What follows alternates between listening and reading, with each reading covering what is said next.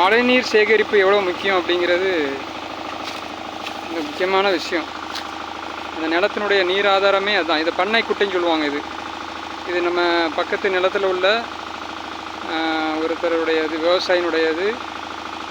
இது வந்து பண்ணை குட்டை. அவர் இயற்கையாகவே வந்து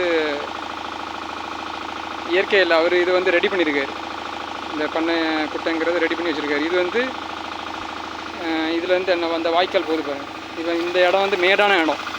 இந்த இடத்துல உள்ள எல்லா விதமான தண்ணீரையும் இது ரிசீவ் பண்ணி வச்சுட்டோம். கோடை காலத்தில் உபயோகமாக இருக்கும். நிலத்தடி நீர் மட்டம் எப்போவுமே ஒரே லெவலில் இருக்க மாதிரி இது வச்சுக்கிடும். இது ரொம்ப முக்கியமானது. விவசாயத்துக்கு வந்து பண்ணை குட்டைங்கிறது ரொம்ப முக்கியமானது.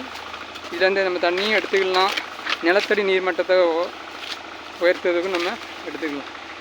அந்த மாதிரி ஒரு விஷயம் இது. அவர் அமைச்சிருக்கக்கூடிய பண்ணை குடில். இங்கே மேலே ஆட்கள் தங்குறதுக்கு, விவசாய பொருட்கள் வைக்கிறதுக்கு எல்லாத்தையுமே உபயோகப்படும்.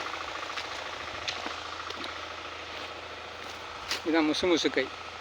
சுகருக்கு சாப்பிடுவாங்க இல்லையா, அந்த செடி முசுமுசுக்கை. இது காட்டில் இயற்கையாக விளைஞ்ச கறிவேப்பிலை. இதெல்லாம் இங்கே இயற்கையாகவே இருக்குது. இது போக மகாவில்வம் அப்படின்னு சொல்லக்கூடியது இங்கே இயற்கையாகவே இந்த நிலத்தில் வளருது.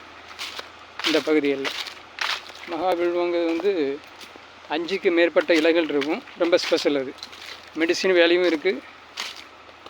அதே நேரத்தில்